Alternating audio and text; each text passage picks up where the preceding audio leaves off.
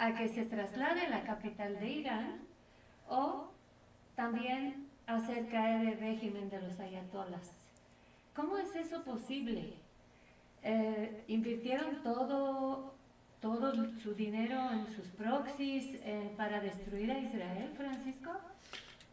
Sí, mira, nada más quiero hacer un breve comercial para los que quieran aprender más sobre este tema. Si van a franciscogilwhite.com o a managementofreality.com, es la misma dirección.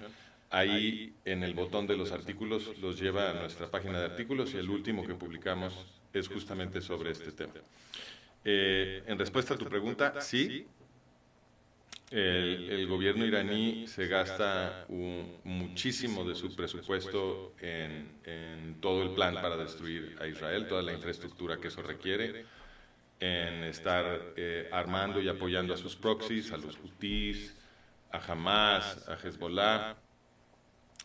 Pero no es la única razón. O sea, sí es una razón importante, que mucho del dinero que tiene Irán se va a estas actividades destructivas contra el Estado de Israel. Pero también es cierto que gran parte del problema tiene que ver simplemente con planeación central. Entonces, pues los terroristas yihadistas que gobiernan Irán no permiten ninguna libertad. Entonces, pues cuando no permites libertad, pues acabas planeando todo desde el centro y acabas interviniendo muchísimo en la economía y en la ecología de Irán. No son comunistas propiamente dicho, pero acaban comportándose como comunistas, es decir, acaban decidiendo todo desde el centro. Y cuando los burócratas toman decisiones desde el centro, sin pesos y contrapesos y sin la asistencia de la computadora, que es un mercado libre, obviamente se van a tomar muy malas decisiones, porque los burócratas nunca tienen la información suficiente para tomar ese tipo de decisiones desde el centro. No que los mercados sean perfectos, pero son mucho menos peores que la planeación central.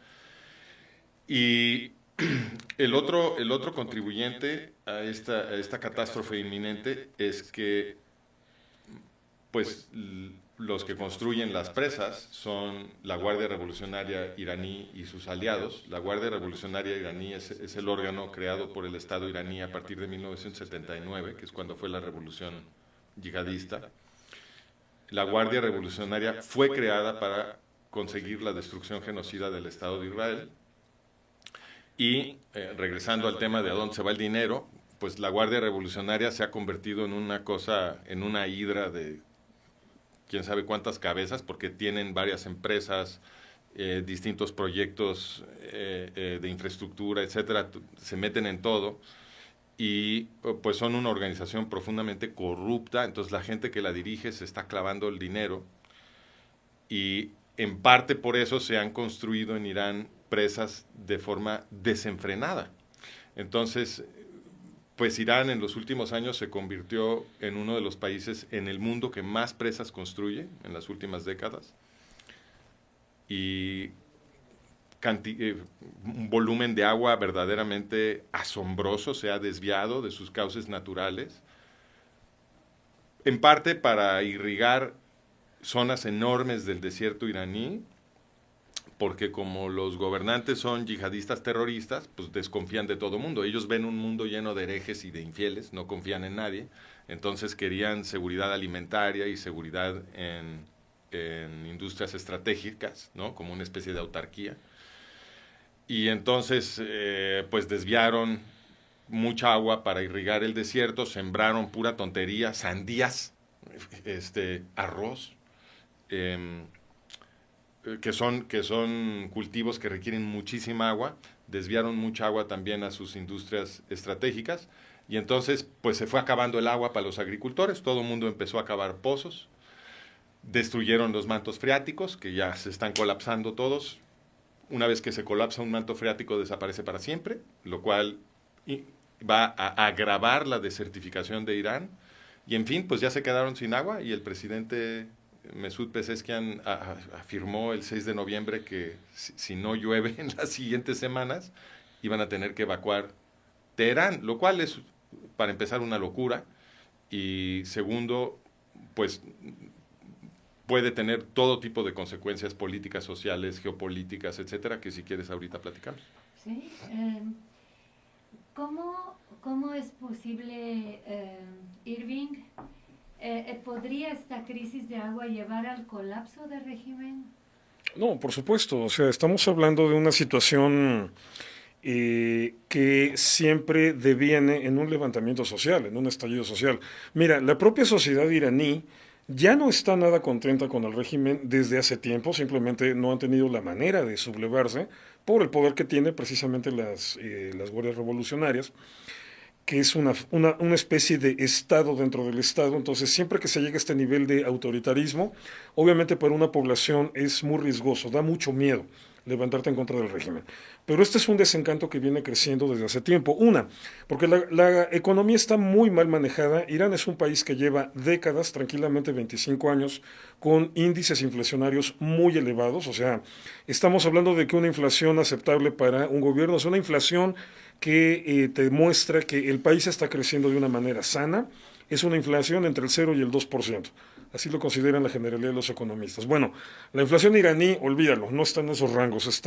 De pronto está en el 14, de pronto está en el 25, de pronto está en el 40, de pronto está peor al año. O sea, estamos hablando de una economía permanentemente en crisis. ¿Por qué? Pues como bien señalaba Francisco, estamos hablando de una economía dirigida con criterios religiosos, con criterios medievales, o sea, con criterios verdaderamente feudales, o sea, no es una economía manejada por técnicos. Si en Occidente tenemos este problema con la izquierda, que te lo dicen, o sea, en Argentina lo veían en entrevistas así, pero convencidos que el Ministerio de Economía lo debe manejar un sociólogo, que es la combinación perfecta para que eso sea un desastre. Bueno, en el caso de Irán, es un mundo muy distinto, pero ahí la idea es que el Ministerio de Economía lo debe manejar un clérigo, ¿no? O sea, todavía peor. Entonces, obviamente, gente que no entiende de economía, que no entiende cómo funcionan las cosas, precisamente que no ha entendido que mientras más libre sea un mercado, tiene mejores capacidades de prosperar. No es perfecto, bien lo decía Francisco, o sea, hay que tener mucho cuidado con muchas cosas, pero tiene la posibilidad de generar riqueza.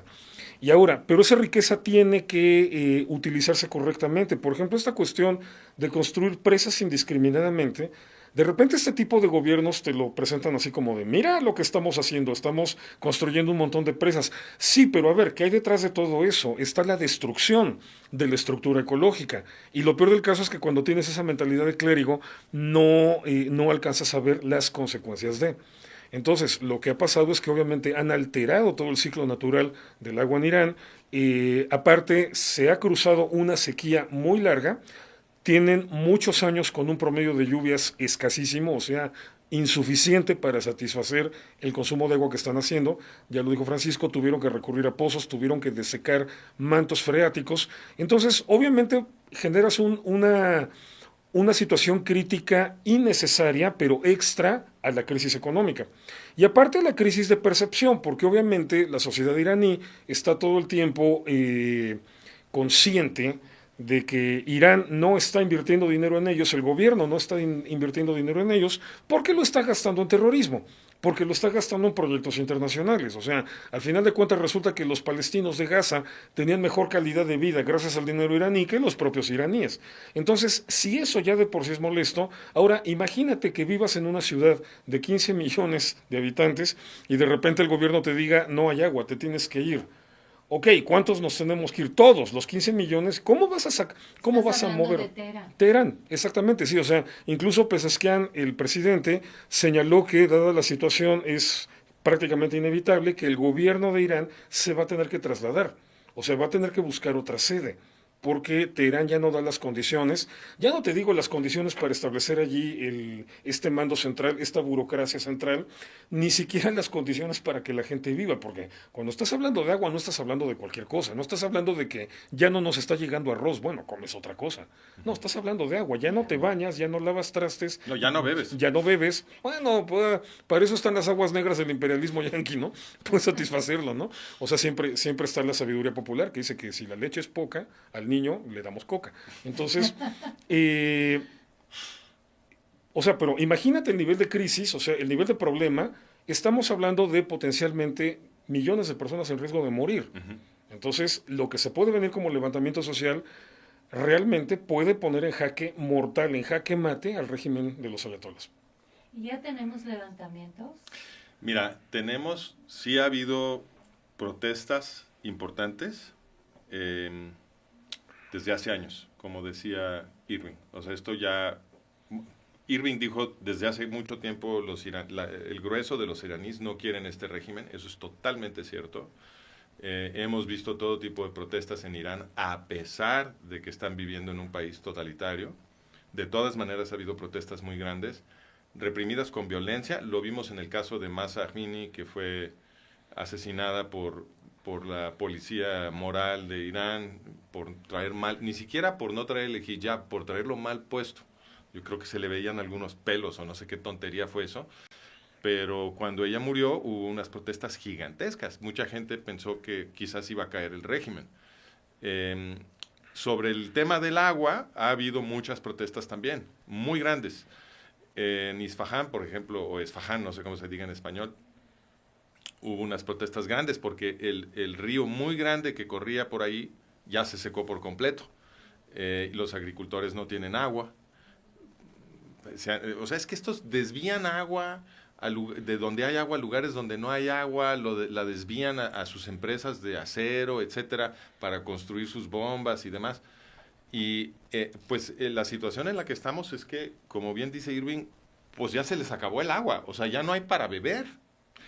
Y esta idea de mover la capital a otro lugar, pues esa no es una solución de corto plazo, esa es una idea que se le ocurrió al gobierno iraní cuando empezaron a ver que de plano Teherán se colapsa, pero pues no se traslada una capital a otro lugar de un día para el otro. Lo que estamos enfrentando, como dice Irving, es una emergencia humanitaria de supervivencia de millones de personas que de un día para otro no van a tener nada que beber.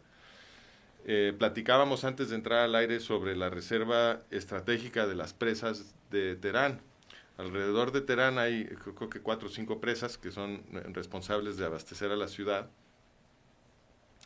Y el 22 de noviembre, uno de los responsables de ese sistema de aguas afirmó a medios que ya estaban llegando al nivel de la reserva estratégica. La reserva estratégica de una presa ya no puede ser bombeada, la tienes que dejar ahí porque tiene mucho lodo, tiene mucho sedimento. Entonces, si la tratas de bombear, arruinas las bombas, de nada te sirve.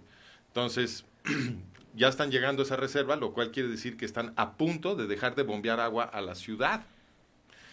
Y en ese momento, pues la gente de Teherán se queda sin agua. ¿Qué van a hacer? O sea, aquí el riesgo, como tú bien dices, también lo comentaba Irving, es que haya un levantamiento social que tira al régimen. Bueno, supongamos que eso sucede. ¿Y luego? De todas maneras no hay agua. De todas maneras no hay agua. ¿Qué va a hacer el nuevo régimen? Entonces, y un peligro muy grande es que, pues, el desplazamiento, que es el más obvio para la gente, es moverse hacia el occidente y hacia el noroccidente de Irán, porque esas son las regiones relativamente más seguras en términos de agua, tienen más agua o están menos secas, digamos. El problema para la estabilidad interna de Irán de un movimiento como ese es que esas son provincias en donde se ha estado desviando, son provincias pobladas por minorías étnicas en Irán, ahí hay azerbaiyanis, hay kurdos y hay otras, y ha habido conflicto étnico ya, porque esas minorías están molestas de que les están quitando su agua para mandárselo a la mayoría étnica en Irán, que es persa. Los que se van a estar desplazando en busca de agua a las provincias donde viven estas minorías son de la mayoría étnica persa. Y estas minorías étnicas ya están resentidas de que les han quitado el agua para dárselas a la mayoría persa. Entonces, aquí hay un potencial de guerra civil, por lo cual yo pienso que si el régimen sobrevive la primera emergencia, creo que lo más probable es que traten de movilizar a toda esa gente desesperada que necesita agua para beber a Irak, a la zona del Éufrates y del Tigris, porque pues los iraníes controlan Irak a través de las milicias que han estado apoyando en Irak a través de la Guardia Revolucionaria.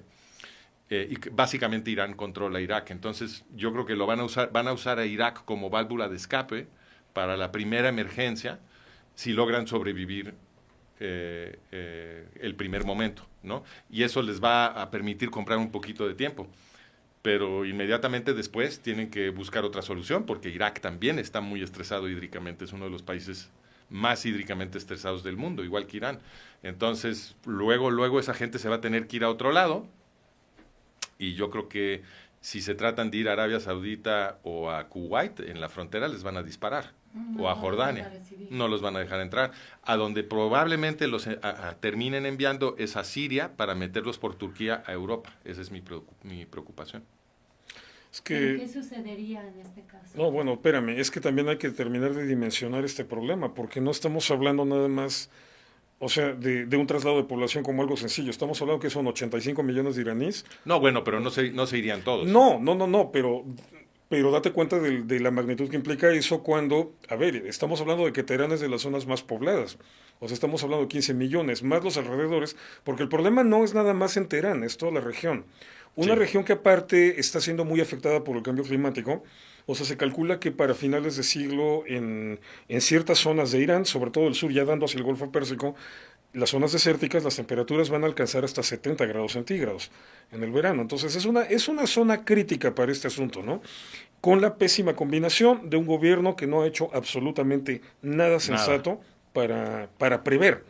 Ahorita están teniendo que tomar medidas correctivas, pero ¿correctivas en qué nivel? Porque al final de cuentas, cambiar el gobierno de sede, ok, el gobierno cambia de sede, pero eso no soluciona el problema. Cambiar a la población, incluso de país, eso tampoco soluciona el problema. No. Ahora, si empiezas a movilizar millones de personas hacia Europa, estás hablando de una crisis humanitaria terrible porque, primero, se te muere un montón de gente en el camino. O sea, no es así nada más, agarras tu coche y te vas a Europa, ¿no?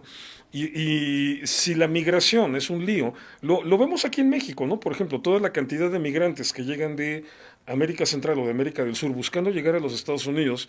Estamos hablando de aquí, vemos el problema que se genera cuando te llega una caravana de 10,000 personas.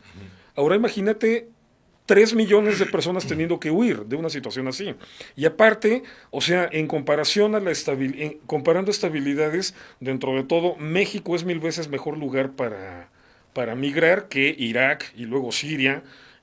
O sea, los que lleguen a Turquía, bueno, y los turcos, ¿qué tanto los van a querer recibir? Porque los turcos, ¿quién los va a querer los recibir? turcos tampoco son muy amables con esos temas. O sea, recuerda que Turquía, por ejemplo, ha bloqueado, ha puesto con presas, pues, ha detenido el agua de los ríos Tigris y Éufrates. Y Turquía dejó a Siria sin agua, precisamente por el tema tan importante que es el agua en esta zona. Entonces, así como que imaginarme de inmediato a Erdogan bien dispuesto a ayudar a iraníes, como que tampoco es algo que esté garantizado, ¿no? Entonces, ahora, y los que terminaran por llegar a Europa, bueno, ¿por dónde van a entrar? O sea, tendrían que entrar por Europa del Este, a menos que se lanzaran a invadir Grecia e Italia, pero Grecia tiene fricciones con Turquía. Así que Grecia y Chipre no van a estar precisamente con la mayor disposición de apoyar un programa de inmigración auspiciado por los turcos. Y si no es por Grecia y por Turquía, es bueno que los Balcanes, Hungría, donde Bulgaria, donde tienes países Polonia, que tienen países con políticas muy agresivas en contra de la inmigración, porque han visto todos los problemas que esto generó en Europa. Entonces, la crisis humanitaria de la que estamos hablando potencialmente es una cuestión, es una brutalidad, es algo terrible lo que se puede dar como panorama, y el problema es que no es que se esté acabando el agua, es que se acabó. O sea, más bien es una crisis que se antoja inevitable, que es cuestión de tiempo. Lo que mencionabas hace rato de Pezeshkian diciendo, si no llueve en las próximas semanas, lo que no dijiste fue que cuando lo dijo, esas semanas ya acabaron, ¿no? Sí, porque es verdad. nos decías que mencionaba que era a finales de noviembre. Así es. O sea, ya se cumplió el plazo que él dijo para racionar. Y él dijo, si después de que empezamos a racionar sigue sin llover, entonces tenemos que evacuar. No dijo para cuándo se evacuaría, eso sí no lo dijo.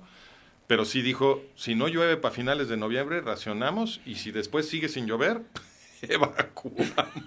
Entiéndase en el sentido... Ahora, quiero aclarar una cosa, porque tiene razón Irving de decir que Erdogan no es un tipo que se preocupe por la gente, ¿no? Y menos por los iraníes. No creo que sea ningún alma de la caridad. Se acaba de decir que dejó sin agua a Siria. Sí, exacto, no es ningún alma de la caridad. No, la hipótesis que se me está antojando es que, a ver, hay que recordar que Erdogan, pues es un yihadista. y Erdogan ya está en pie de guerra, o sea, ya abandonó cualquier pretensión de ser moderado, democrático, ya, eso ya se abandonó. Entonces, por ejemplo, relativo a Israel, él ha estado diciendo desde hace, pues todo el año pasado, su discurso ha sido cada vez más violento en contra de Israel. Ha dicho que lo quiere conquistar, ha dicho que lo quiere destruir, ha rezado en público por la destrucción del Estado judío, en fin, ha dicho que a él le toca gobernar Jerusalén, que porque hereda la autoridad del califato, etcétera. Entonces, la hipótesis que a mí se me antoja no es que Erdogan quiera ayudar a los refugiados iraníes, sino que apoyándose en al-Yolani, que es cliente de ellos, es cliente de los turcos, y que ahora gobierna Siria, al-Yolani ahora, gobierna entre comillas Siria, apoyándose en al-Yolani, porque recordemos que la fortaleza de al-Yolani y de los turcos en Siria es la provincia de Idlib, en el noroeste que colinda con Turquía. Entonces, ahora que al-Yolani gobierna Siria, pues a la hora que lleguen todos estos iraníes a la frontera con Siria, entre al-Yolani y Erdogan, los pueden trasladar a Europa, ¿ok? Por Idlib, lo harían por Idlib, porque si lo hacen por la frontera de Irak con Turquía, perdón, la frontera de Irán. Si los metieran por la frontera, no, de Irak con Turquía, ahí está lleno de kurdos, o también Sí, por Irán. la zona del Cáucaso. Exacto, está lleno de kurdos hay muchos insurgentes que se quieren separar de Turquía. Si entran por ahí millones de iraníes, eso se te destabiliza por completo. Entonces yo creo que los van a meter por Siria, porque tienen a al-Yolani, por Idlib, y entonces la hipótesis que a mí me aterra es que Erdogan, que ya está en pie de guerra yihadista y quiere destruir a Europa como buen yihadista, pues simplemente los meta a Europa para terminar de desestabilizar Europa y destruirla con una nueva ola de invasión musulmana. Ahora, ¿Y Europa va a aceptar? No, tiene razón Irving, que probablemente a Bulgaria y a Grecia no le caiga en gracia esto, aunque los gobernantes más al occidente sí están a favor de esto. Ellos han estado importando musulmanes como política de Estado durante décadas. Y ya, por ejemplo, en Gran Bretaña, o sea, la política es abiertamente yihadista. En Gran Bretaña, si tú criticas el Islam o a los inmigrantes musulmanes en un tuit o en un post de Facebook, te meten a la cárcel. Mientras tanto, las pandillas de musulmanes pakistaníes que llevan años violando miles de chicas británicas, esos operan con impunidad, ¿no? Ya hay cortes sharia en Gran Bretaña. Entonces, o Sharia, como se pronuncia. Sharia. Bueno, ahí está. Sharia, ¿no? Nunca sé dónde poner el acento. Ponlo en la S. Sharia. La Real Academia le pone el acento en la I, pero bueno, Es ¿no? la I, Sharia, Sharia. sí, hay mucha controversia. Pero en fin, la preocupación mía, tiene razón Irving, los países que colindan con Turquía quizá no les caiga en gracia, pero hay toda una infraestructura para contrabandear humanos a Europa, que lleva operando ya muchísimo tiempo y que Erdogan utilizó durante el auge de la guerra civil siria para trasladar a millones de refugiados a Europa. Y de hecho utilizó todo ese acueducto humano ahí para amenazar a la Unión Europea. Y les dijo, si no me dan tanto dinero y tantos recursos, etcétera, yo voy a enviar todavía más gente a Europa. Entonces, ese canal ya está establecido, ya están las redes de contrabando humano ahí ya ensayadas, operando, etcétera. Entonces, pues no, los países europeos no necesariamente van a poder detener esta ola humana. Esa es mi preocupación. Habría que detenerla antes de que entre a Siria. Claro, y eso va a provocar, mira, de todas maneras, eso va a provocar una situación crítica en Europa porque el tema se está polarizando en Europa con el tema de la migración. Digo, Sí. ahorita los únicos 3 países que siguen siendo los bastiones, bueno, 4 países que siguen siendo los bastiones de la inmigración indiscriminada son, por supuesto, España, Francia, Inglaterra y Bélgica. Como Alemania también todavía. colofoncito, no, Alemania Ya cambió, ¿verdad? ya empieza a dar visos de que cambia. O sea, Alemania ya ha endurecido ciertas políticas y aparte de estos países que mencionamos ahorita, Alemania es en donde mejor se ha posicionado los gobiernos locales de derecha que están en contra de todo esto, ¿no? Okay. Entonces, Alemania ya está tal vez en una fase de transición, pero por ejemplo, Holanda está completamente en contra Sí. de estas políticas Y migratorias. Dinamarca también, Suecia también ya empieza a endurecerse.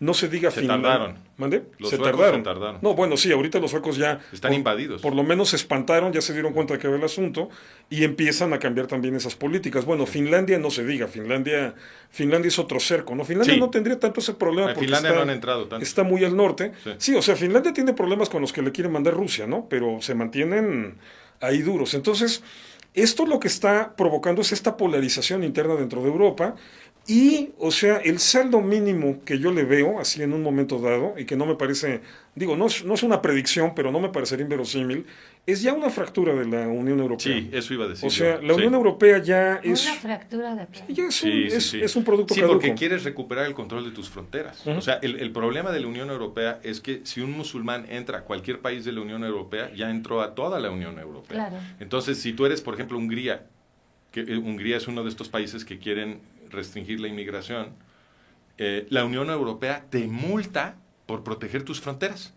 Entonces, Hungría está pagando millones de dólares al año en multas a la Unión Europea para poder restringir la inmigración a Hungría.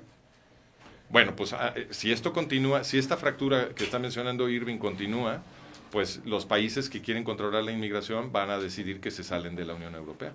De plano. De plano. Y irónicamente, el país que podría salvar a Irán, pues es Israel, Bueno, mira, sí, por supuesto, en realidad... por sus Sí, tecnologías. estamos hablando de que ya el avance de la tecnología hídrica es mucho en todo Occidente. Israel es obviamente vanguardia en ese tema. O sea, en realidad, creo que ya dada la crisis de Irán, no se puede salvar con la ayuda de un solo país. O sea, en el caso de un cambio de régimen que quiera llevar ya la fiesta en paz y acepte los términos razonables para negociar una solución, el apoyo internacional, estamos hablando de que tendría que ser todo un trabajo de varios países apoyando, pero pues es precisamente, esa es la parte más ridícula de todas, ¿no? Porque es la que te pone de frente al fanatismo yihadista de los ayatolas, o sea, de que Y de los países del Golfo. Sí, prefieren morirse antes que ser ayudados por Israel. Entonces, Yo creo que la gente no prefiere morir. bueno, la gente no, me refería al régimen, Sí. evidentemente, ¿no? O sea, ahí la cuestión es interesante porque efectivamente, o sea, Israel ya saca agua hasta del aire, literalmente, ¿no? Sí, sí. O sea, tiene ya tecnología para recuperar la humedad del aire y sacarla. Ahorita, por ejemplo, en contraste con lo que está pasando en Irán, lo que está haciendo Israel con el lago Kinneret, el o Mar de Galilea, ¿no? Como lo conocen quienes estén más acostumbrados al lenguaje del Nuevo Testamento, que también ha tenido problemas de estrés hídrico, ha disminuido, digo, no en el nivel de Irán, No. pero ha tenido problemas de estrés hídrico y la solución que está implementando Israel es trasladar agua del mar Mediterráneo desalinizada y obviamente con todo un control ecológico precisamente para que no cambies la química Claro. del lago Kinneret y obviamente no afectes a la fauna que vive allí, porque entonces también afectarías a los pescadores. O sea, es todo un trabajo que... Y eso también ayuda a rescatar el Mar Muerto. Exacto, o sea, Sí. sí, porque también pues de ahí se viene todo el caudal que viene por el río Jordán o Jordán. Entonces, estás hablando de, fíjate, dos visiones completamente distintas del mundo. O sea, donde Israel está consciente de la importancia de ello. O sea, fíjate, Jordania, que también tiene ese problema de estrés de agua, Jordania tiene derecho a agua del lago Kinneret. Pero imagínate a qué nivel lo maneja Israel, que por acuerdo Jordania le ha dejado a Israel el trabajo de manejar esa agua, de administrar el agua, y nada más tiene que cubrir su cuota de mandarles determinada cantidad. Siria, obviamente, desde tiempos de Hafez el-Assad, Siria quería meterse al Kinneret para poder usar el agua de allí. Pero probablemente Hafez el-Assad fue el primer gran ejemplo de cómo secar un país por tonto, ¿no? O sea, Hafez el-Assad arruinó completamente a Siria en ese sentido y pues obviamente después de las guerras, cuando Israel toma el Golán, la postura de Israel es intransigente. O sea, tú no pones un dedo de aquí, tú no sacas una botella de agua de aquí. Y bueno, Hafez el-Assad se quedó todo el tiempo con las ganas y luego de él su hijo, Bashar el-Assad. Pero entonces el manejo que Israel hace de estas cosas es tan eficiente que efectivamente, en caso de un cambio de régimen, o sea, Israel podría decirle de toda la ayuda del mundo, toda la ayuda necesaria a la situación de Irán. Pero bueno, ¿qué te digo con los ayatolas, no? O sea, no es gente con quien se puede razonar. Francisco, ¿podría el régimen, pese a todo, salir vivo de esta crisis con algún tipo de acción? Sí, sí puede sobrevivir. No está fácil, pero sí puede. Si hay un interés muy grande por parte de otros yihadistas en salvarlos, entonces definitivamente que pueden sobrevivir, porque, por ejemplo, los países del Golfo, sobre todo Arabia Saudita y Kuwait, y Omán, Qatar, estos países también tienen tecnología de desalinización y ellos podrían ayudar a proveer de agua a los refugiados. Entonces, y bueno, lo que mencionaban ustedes, claro que Israel puede ayudar, Israel puede hacer muchísimo, porque el que mejor tecnología tiene de desalinización es Israel. O sea, Israel en muy poquito tiempo, digamos 60 días o menos, podría construir plantas móviles de desalinización y llevarlas al Golfo. Pero ahí están ya los países del Golfo. Entonces, si entre Israel y los países del acuerdo de Abraham, invocándolo como si fuera un verdadero acuerdo, se unen para rescatar a los iraníes, eso podría suceder. Netanyahu hizo un video sobre esto. ¿Sí? Netanyahu hizo un video, creo que hace 3 meses o más, en el que es un video dirigido a la población iraní, no al régimen, a la población, diciéndoles, oigan, derroquen a los ayatolás y Israel se encarga de resolver los problemas de agua de Irán. Y es un video interesantísimo porque empieza tomando un vaso de agua, ¿no? Exacto. O sea, dándole un trago. Diciendo, mira, aquí está. Nosotros sí tenemos. Sí. Y entonces, pues, obviamente ese es un video propagandístico, pero digamos, la promesa de Netanyahu ahí está. Podría, si se la toman en serio, los iraníes podrían entonces pedir ayuda de Israel una vez que derrocan al régimen. Pero para que esto funcione, Israel tendría que estar ahorita preparando el rescate, porque no sabemos en qué momento va a estallar esta crisis humanitaria. Podría estallar mañana, podría estallar hoy, no sabemos. O sea, lo que sabemos es que los responsables del sistema de aguas de Teherán dijeron, estamos a punto de cerrarle la llave a Teherán. Entonces, pues en cualquier momento puede pasar, y para estar listos tendría que estar preparándose Israel ahorita, cosa que no está sucediendo. Obviamente, y espérame, y lo peor del caso con este tipo de regímenes es que no te dicen, dentro de un mes estamos esperando que estalle la situación. No, es el tipo de gobierno que te dicen, ¿saben qué? Estalló el mes pasado.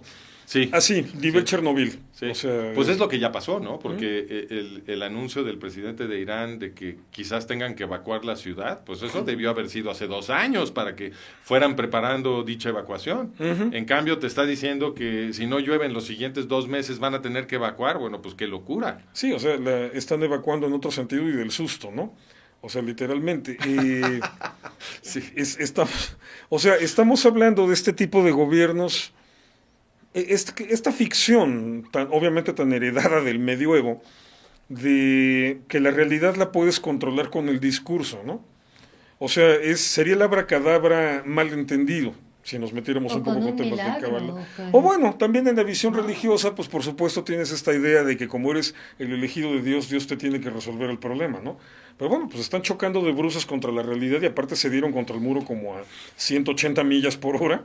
Entonces, pues obviamente no es nada agradable, es una situación en la que los iraníes van a sufrir mucho, eso me parece ya irremediable. Y en última instancia, lo que hay que medir va a ser qué tanto se va a extender el problema en todos los niveles, ya sea trasladando población, por ejemplo, en las zonas que mencionaba Francisco, pero también con el riesgo de la inmigración hacia Europa. Y por otra parte, el otro punto crítico es, en el momento que se den las condiciones, sean las que sean, cómo se va a ayudar, cómo se va a hacer, porque aquí el problema es este, o sea, no es, ok, te voy a mandar camiones y camiones y camiones de agua embotellada, ¿no? O sea, no es eso. O sea, si tú dijeras, voy a construir acueductos para surtir de agua ya, no te tardas 2 semanas en construirlos. Las cosas no son prefabricadas. De hecho, Irán tiene un programa para construir empresas desalinizadoras gigantescas en el Golfo Pérsico y construir 4 acueductos para llevar agua al interior de Irán. Pero, pues, eso Eso va a tomar años terminarlo. Esto no nos sirve para esta emergencia. Sí, y el problema es ese, que no lo previeron, o sea, no dijeron, oigan, tenemos un problema, a partir de ahorita tenemos 5 años para enfrentar esto, o 2 años, mira, 2 años ya habría sido tarde, ¿eh? Sí. 2 años ya habría sido tarde. Sí. No, ¿Cómo, o sea, cómo es posible que no haya alguien que dé la voz de alerta? No, sí. De que Sí. No, seguro lo No, hubo. por supuesto que la dieron. Mira, te voy a dar un ejemplo. Es que el problema de la corrupción es tremendo. En Khuzestán, que es una provincia que está en el suroeste de Irán, que colinda con el Golfo Pérsico, que es de las menos áridas de Irán. Tienen inclusive zonas de humedad, o tenían zonas de humedales en Khuzestán. Ahí construyeron una presa, que creo que es la segunda más grande de Irán.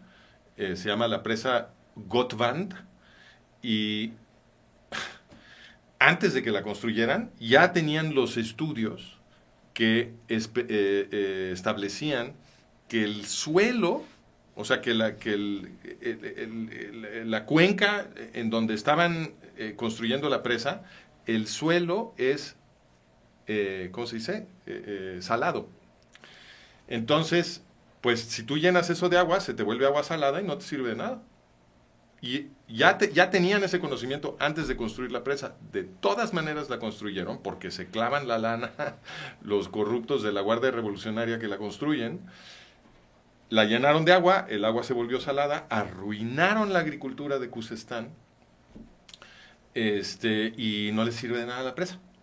Entonces, sí hay gente que avisa, pero los que tienen el poder no les importa porque se están volviendo millonarios y porque tienen otras prioridades que no tienen nada que ver con la gente que vive en Irán. Pero qué interesante, ¿no? O sea, porque ya cuando comparamos a Israel y a Irán, los gobiernos, me refiero, la idiosincrasia, sobre todo con el régimen de los ayatolás, y decimos que piensan literalmente al revés, ahí lo estamos viendo de una manera gráfica, ¿no? Porque mientras Israel está desalinizando agua del Mediterráneo para llevarlo al lago Kinneret, los ayatolás están salinizando agua de una provincia sana, que ahora lo único útil que podrían hacer sería llevarla al mar, ¿no? Y no nada más salinizando, están secando cuerpos de agua.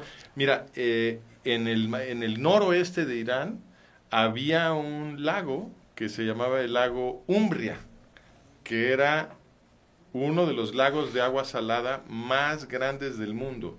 Creo que el segundo más grande de Oriente Medio y uno de los más grandes del mundo. Y el lago Umbria ya no existe. Como construyeron tantas presas y desviaron tanta agua, dejó de llegarle agua al lago Umbria y ahora es un desierto de sal. Wow. Y era un cuerpo de agua muy, muy grande. Ya no existe. Acabaron con eso. Ahora, impacto en la región y a nivel mundial, Irving.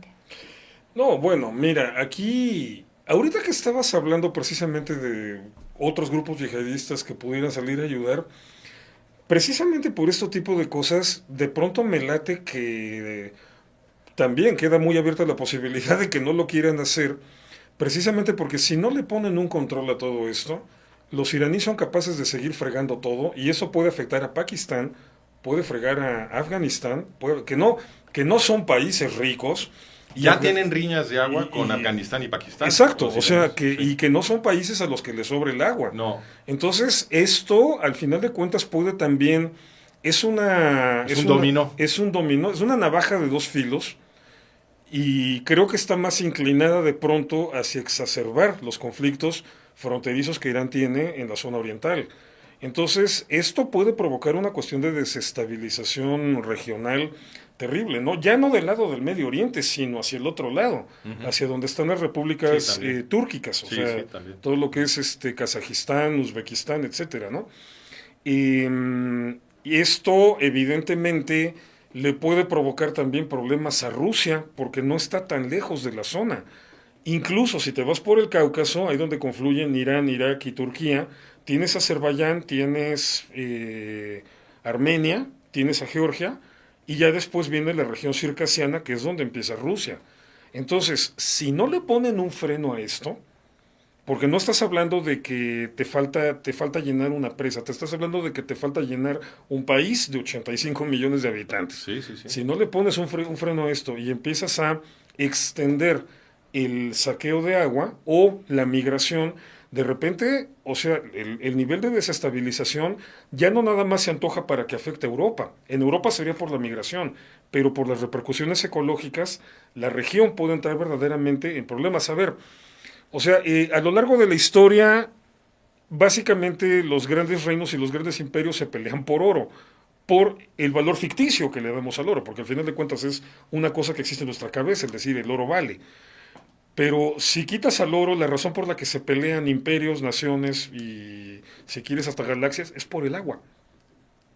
Porque estás hablando de algo fundamental para bueno, la sobrevivencia. esto que menciona Irving me parece importante. Tiene razón que hay consecuencias regionales también para el otro lado.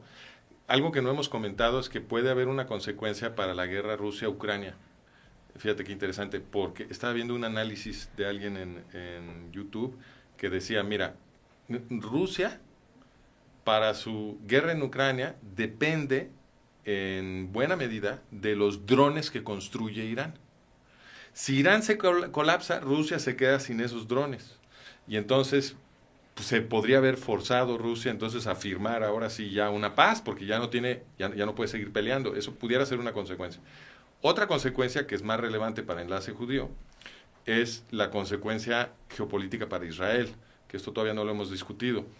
Si esta masa humana entra por Siria para irse por Turquía a Europa, muchos los van a dejar en Siria, los van a reclutar para las fuerzas que ahorita a Siria están entrando muchos hutíes, ¿ok? Se están concentrando ahí los hutíes para preparar un nuevo ataque contra Israel desde Siria, y los hutíes son tremendos.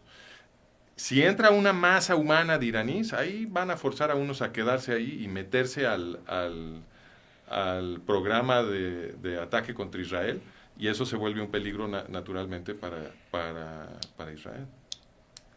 Y Jordania, o sea, Jordania es otro país que tampoco saldría ileso de ahí. Sí, no. Entonces, en este caso creo que Israel y Jordania por necesidad van a tener que estar monitoreando muy bien esa situación, precisamente para blindar fronteras.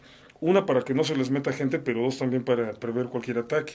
Pero entonces sí estamos hablando de que Irán es un país demasiado grande, demasiado importante. Bueno, no es de balde que la cultura persa haya sido fundamental en toda la historia de la humanidad. Demasiado grande, demasiado importante, y por lo tanto con una capacidad de afectar en todas las direcciones. Entonces, puede exacerbarse los conflictos con Pakistán, con los talibanes en Afganistán, puede desbalancear toda la situación con las repúblicas túrquicas, o sea, Kazajistán, Uzbekistán, Tayikistán, etcétera. Puede fregarle la fiesta a Rusia, o sea, puede también afectar a Rusia. Puede obviamente provocar un desbalance terrible en Siria, puede extenderlo hasta Europa, obviamente va a poner a Israel y a Jordania en alerta máxima, seguramente también a los países del Golfo, porque cuando se te empieza a salir la gente, independientemente de las redes que ya existen de tráfico de inmigrantes, que sería para llevarlos a Siria y luego a Europa, si son millones de personas las que quieren huir, empiezan a aparecer también redes espontáneas que te dicen, te llevo a Bahrein, te llevo a Omán, te llevo súbete a este barquito y cruzamos el Golfo Pérsico. Y que es cruzar el Golfo Pérsico. Sí. Entonces también que no es tanta distancia. Exacto. Y entonces también son lugares en donde también van a sacar las uñas para intentar tener todo eso bajo control. O sea, a ver, el problema es que Irán está llegando a un nivel de descomposición donde ya prácticamente no le hace un favor a nadie. Ni siquiera los que podrías decir son aliados ideológicos más, no, a nadie. Excepto para el plan de inundar Europa de musulmanes. A Turquía un poco. Sí, en ese caso podrían ver un beneficio en dirigir esa marejada humana. Erdogan podría sacarle un beneficio, pero mira, ¿tú crees que ya en un descontrol total de inmigrantes Turquía se iba a salvar también de... No, sin duda representa un peligro para Turquía también. Porque si esto desestabiliza mucho a Turquía... Bueno, hay que tener cuidado qué predecimos, porque Turquía sí manejó muy bien el flujo de refugiados sirios, que eran millones, y los envió a Europa. O sea, esa jugada sí le salió a Erdogan. Pero ¿de cuántos millones estamos hablando? No, sí son más. Ahora son más. Mucho. O sea, simplemente con Teherán creo que son más. Sí. Bueno, pero no... quizá no debamos predecir que van a salir todos, ¿no? Ok, no, pero, y aparte no estamos prediciendo, estamos nada más viendo panoramas, estamos, ¿no? Considerando posibilidades. Exacto, o sea, potencialmente hablando... Escenarios. Sí, potencialmente hablando, Irán le puede fastidiar la vida a todos ahorita. Sí, sí. O sea, sí es gravísimo lo que está pasando ahí. Bueno, yo diría que estamos a punto de ver una crisis humanitaria como no hemos visto jamás. O sea, lo que está a punto de suceder ahí es algo que no... Es el colapso de un país. Uh-huh. Es como el colapso de Haití, excepto que es no mucho es Haití, más grande y es geopolíticamente mucho más importante que Haití, ¿no? Sí, claro, o sea... Pero estamos viendo el colapso de un Estado en todos sentidos, porque fíjate, a la hora que se colapsa hídricamente Irán, se colapsa energéticamente.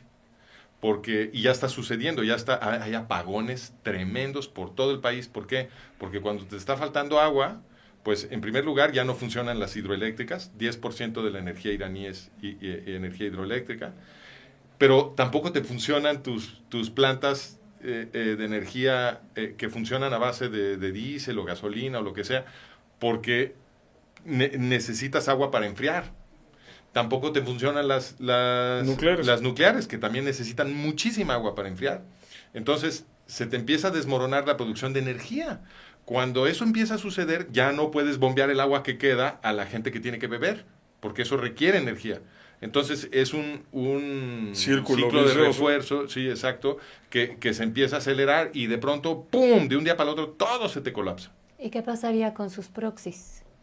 Bueno, los proxies, mira, esto es bien importante de aclarar. Qué bueno que me preguntas eso. De hecho, el dinero para sostener el yihadismo internacional viene sobre todo de Occidente. Por eso es importante leer el libro de Enrique Pressburger, que es un colaborador de Management of Reality. Tiene un libro que publicó este año que se llama El negocio del terrorismo. Y lo que él documenta con mucho cuidado es que la gran mayoría de los dineros que abastecen a estos grupos terroristas viene de Occidente, no de los países árabes musulmanes.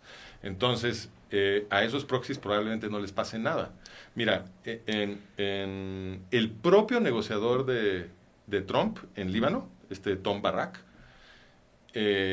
después de negociar el acuerdo entre Israel y Líbano, que es una risa, ¿no? O sea, el acuerdo, Trump le dijo a los israelíes, deténganse en Líbano, los paró. Y luego les dijo, tienen que negociar con el gobierno del Líbano. ¿Cuál fue el acuerdo? Líbano entregó un pedacito de papel, como siempre hace el gobierno del Líbano, diciendo, mira, este es nuestro plan para desarmar a Hezbollah. Por supuesto, no van a desarmar a Hezbollah, pero nada más entregaron ese pedazo de papel que no te sirve ni para ir al baño. Se voltea Tom Barrack con los israelíes y les dice, bueno, el Líbano ya cumplió, sálganse del Líbano, ¿no? Entonces salvaron a Hezbollah, Trump salvó a Hezbollah. Acto seguido, ¿qué sucede? Tom Barrack, el mismo Tom Barrack, dijo a medios, no, pues no están desarmando a Hezbollah y Hezbollah se está rearmando rápidamente con dinero que no sabemos de dónde viene. Este es el negociador de Trump, ¿no? Entonces, obviamente que Hezbollah no necesita a Irán. Fue creado por Irán, es un proxy de Irán, pero si Irán deja de enviar dinero, está llegando muchísimo dinero de otros lados. Y Hezbollah se está recuperando rapidísimo, Irán o no Irán. Entonces, yo creo que los proxies van a continuar, los hutíes también van a estar recibiendo dinero de otros lados, y si muchos iraníes son forzados a participar con los hutíes en Siria, pues de pronto se van a engordar las filas de los terroristas de una forma tremenda, y eso se vuelve un gran problema de seguridad para Israel. Por eso Israel, en realidad, si Israel estuviera gobernado por patriotas, no se hubieran detenido en Líbano y no se hubieran detenido en Siria. Ahorita estarían gobernando Siria como un protectorado israelí con la alianza de los drusos en el sur y los rojabanos, los kurdos rojabanos en el norte, y con eso podrían mantener fuera a los iraníes que ahora van a llegar corriendo. Pero como le hicieron caso a Trump y se detuvieron en Siria, y además andan ahora haciendo, igual que Trump, reconociendo al Yolani como el gobierno legítimo de Siria, pues esa oportunidad se ha perdido. Pero lo que deberían de hacer es conquistar Siria. Y entonces sí puedes dejar afuera a los iraníes. No es viable conquistar Siria. Es demasiado problema. O sea, Israel tendría que cargar con un país lleno de distintas tribus, distintas etnias, distintas tendencias, Más fallido. tendría que implementar un cuadro de ocupación en términos legales. Tiene el derecho, porque hay que recalcar que la ocupación militar de un país a otro no es un crimen, es un derecho, según la ley internacional. Pero entonces adquiriría una serie de responsabilidades que le saldrían carísimas. Ese panorama no es viable. O sea, no, pero pues es más viable que no, un genocidio anti-israelí. operativamente no es viable. O sea, no es posible desde ninguna perspectiva estratégica, económica y política. Pero ¿por qué no si se alían con los rojabanos? Mira, los rojabanos le ganaron a ISIS, los expulsaron de la Sí, zona que o sea, ellos puedes controlan. controlar determinadas zonas, pero por ejemplo, toda la zona central, toda la zona donde más influencia tiene Turquía, no, ahí no. O sea, donde está la zona principalmente kurda y donde está la zona drusa, sí. Que de hecho es lo que está haciendo ahorita Israel. O sea, ya extendió su área de seguridad En la parte drusa. a toda Sí. la zona drusa. Sí. Y está tomando sus medidas también con Hezbollah. O sea, Israel ya tiene advertido que va a volver a atacar en el momento en que considere que de plano no hay alternativa, y el gobierno de Estados Unidos, Trump lo dijo, le dio luz verde.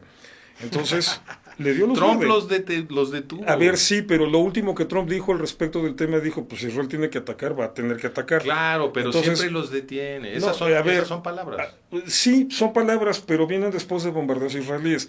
Le acaban de reventar acaban de eliminar al principal jefe militar de Hezbollah. Bueno, Abdel pero Fattah. es que la pregunta que Entonces, tienes que a ver, contestar, Irving, es ¿por qué los detuvo en Líbano? ¿Por qué los detuvo? A ver, ¿Por qué los detuvo? te lo he dicho un montón de veces, porque las guerras no se tratan nada más de bombardeos. Las guerras son factores, son cuestiones multifactoriales, y son muchas las cosas Esa es una respuesta general. ¿Por qué los detuvo en Líbano? No me hables de las guerras. Porque se está intentando, pero se está intentando movilizar al Líbano, al gobierno del Líbano, que por primera vez en la historia se está tomando un montón de libertades con relación a Hezbollah. Nunca habíamos visto un gobierno del Líbano que sí se le pusiera el brinco a Hezbollah como lo ha hecho en los últimos meses. Perdón, ¿Cómo? sí lo ha hecho. ¿Qué fue lo que hicieron? No, claro que lo ha hecho. ¿Qué? Hezbollah está completamente relegado del poder político en comparación a como estaba antes. No estoy de Primera, acuerdo. se pudo nombrar un presidente cristiano, cosa que Hezbollah llevaba años sin permitir. Se pudo nombrar. Eso evidencia que ¿Quién? ¿Cómo se llama? el presidente, ¿quién es ahorita aún? No Ajá. es... Aún no es aliado de ¿cómo se llama? El consuegro de Trump. Sí, ¿Y el consuegro de Trump no es aliado de Hezbollah? No, no necesariamente. A ver, ¿Boulos no es aliado de Hezbollah? Francisco, a ver, es que te estás... Estás hablando de la razonando única todo. facción cristiana que es aliada de Hezbollah. Esa es la que ahora está gobernando el Líbano. Esa es la que ahora está gobernando Líbano y la que ha relegado en términos prácticos el poder político de Hezbollah. ¿Por eso se está rearmando Hezbollah? Sí, no, Hezbollah se está rearmando porque precisamente hay todo un montón de intereses allí para rearmarlo. Pero Israel está al tanto de eso, e Israel está destruyendo tanto las rutas como los depósitos de armas de Hezbollah. ¿Por qué detuvo Trump a Israel en Siria? Porque hay momentos en las guerras en las que tienes que darle espacio a la negociación política, y eso te lo Esa es una explica- respuesta general. No, ¿Por es qué una... los detuvo en Siria? Espérame, es una respuesta que te le explica cualquier militar. Cualquier militar que entiende lo que es una guerra te dice, hay un punto donde la guerra no se puede resolver ya por la vía militar. Eso pasó con la Segunda Guerra Mundial, eso pasó con la Guerra Civil de Perdóname, en la Yugoslavia. Segunda Guerra Mundial, los occidentales destruyeron a los nazis. Sí, Y primero los soviéticos y luego los sí, occidentales. así como Israel destruyó Gaza y destruyó Entonces, no a se Hezbollah. detuvieron, No, continuaron. perdón, no. La Segunda Guerra Mundial terminó por las negociaciones políticas. ¿De qué Claro hablas? que sí, ¿Alemania nunca se rindió? claro que sí. Claro que no. Hay una firma ahí de rendición de Después Alemania. de que ya ocuparon Alemania y que Hitler se suicidó, etcétera. Podrían haber seguido luchando. ¿Qué fue lo que los detuvo? La negociación política. Lo de Japón fue igual. Medio gobierno de Japón no quería detener la guerra ni con los 2 bombazos atómicos. Eso se resolvió en una negociación. No creo que Y- vayas a encontrar a un solo historiador militar, pero si lo encuentras me lo mandas, que afirme que la Segunda Guerra Mundial se resolvió con una negociación. Todos escriben que Alemania fue completamente derrotada a pesar de que continuó peleando hasta el final, a pesar de que la estaban haciendo muy mal. No continuó peleando hasta el final. Llegó un punto en donde aceptaron negociar. Perdóname, ya estaban los soviéticos y los occidentales en Berlín. Sí, pero no, o sea, hubo todavía un grupo político y un grupo militar alemán que aceptó negociar.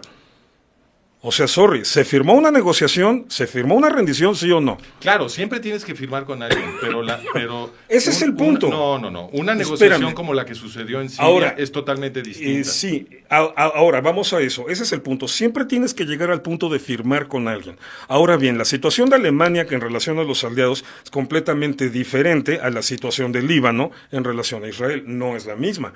Por lo tanto, no puedes pretender llegar al mismo nivel de destrucción en Líbano que al que se llegó en Alemania. Con Gaza sí. Con Gaza pero sí. yo, a ver, y cuidado. espérame, y por eso... No, pero es que me cambiaste el tema. Yo no estaba hablando de destrucción. Yo estaba hablando simplemente... A ver, ¿cuál era O de ocupación militar. No, pero escucha. ¿Cuál era la situación en Líbano? Descabezaron a Hezbollah. ¿Okay? Mataron a Nasrallah. Y lo a los acaban de altos volver a mandos. descabezar. Por eso, entonces mataron a Nasrallah y a los altos mandos en el búnker. Luego, la operación de los Vipers. Bueno, eso fue antes. ¿Fue antes? Sí. Ok, perdóname. Y luego invaden Líbano y están arrasando con Hezbollah.